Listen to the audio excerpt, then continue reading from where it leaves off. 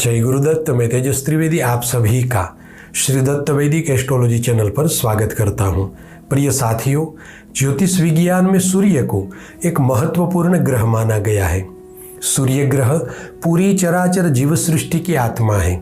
इसी कारण सूर्य को आत्मा का कारक भी कहा गया है। सौरमंडल में कुल मिलाकर ग्रहों की संख्या 9 है, जिसमें से प्रथम क्रमांक पर सूर्य आते हैं। जब किसी भी व्यक्ति विशेष का जन्म इस धरातल पर होता है, तब उस व्यक्ति विशेष की जन्म कुंडली बनाई जाती है और जन्म कुंडली के सूक्ष्म गणित के आधार पर जन्म कुंडली में 12 राशियां और 9 ग्रहों का स्थान सुनिश्चित किया जाता है। जन्म कुंडली में कुल 12 भाव होते हैं, यानी 12 स्थान होते हैं। इसमें अलग अलग जगहों पर ग्रहों की स्थिति रहती है।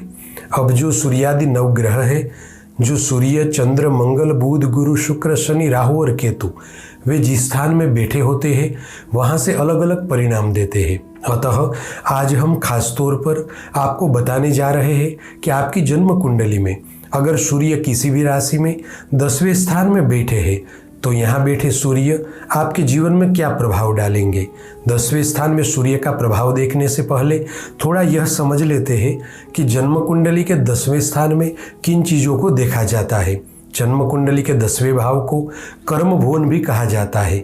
यहाँ से आपकी आजीविका से जुड़ी जानकारी प्राप्त कर सकते हैं। साथ ही यहाँ से नौकरी, व्यवसाय, कारोबार, आमदनी इत्यादि चीज़ों को भी देखा जाता है। ज्योतिष शास्त्र के अनुसार कुंडली के 10वें स्थान को बहुत ही महत्वपूर्ण माना गया है, क्योंकि जन्म कुंडली के 10वें भाव से ही सुनिश्चित होता है कि आप जीवन का निर्वाह चलाने के लिए कौन सा रास्ता पसंद करेंगे। प्रिय साथियों, 10वें भाव में स्थित सूर्य बहुत सारे अनुकूल परिणाम देता है।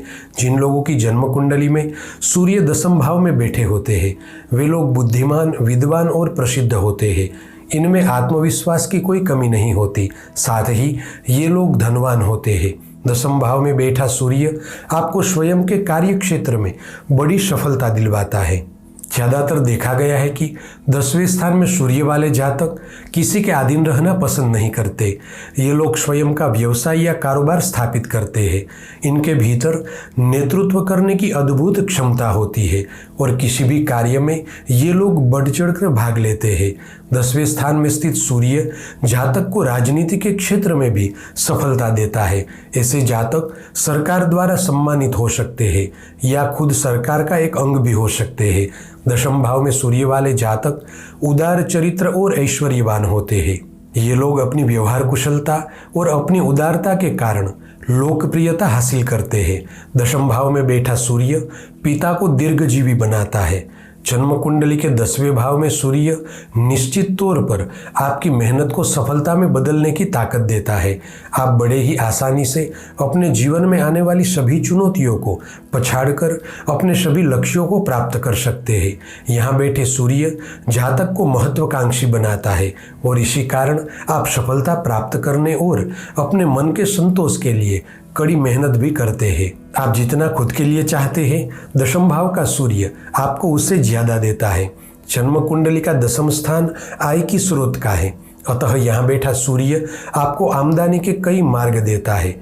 इसका मतलब यह हुआ कि आपके कई सारे बिजनेस होंगे जिसके माध्यम से आप धन अर्जित करेंगे। अगर 10वें भाव के सूर्य का नकारात्मक पक्ष देखें तो यहाँ बैठा सूर्य 7वीं दृष्टि 4th भाव पर करता है, जिससे जातक को माता का सुख कम या सामान्य मिलता है।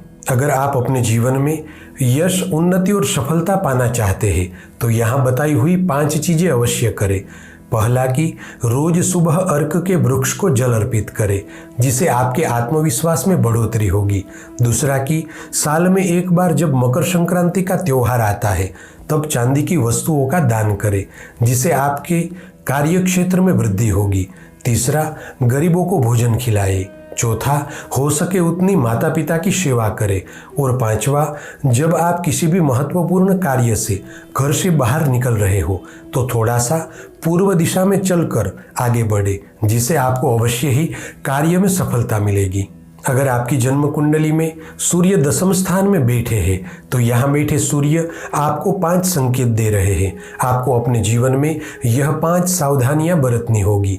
पहली सावधानी है, आपको अपने क्रोध और अहंकार पर नियंत्रण रखना होगा, वरना आपके कार्य क्षेत्र पर बुरे प्रभाव पड़ेंगे।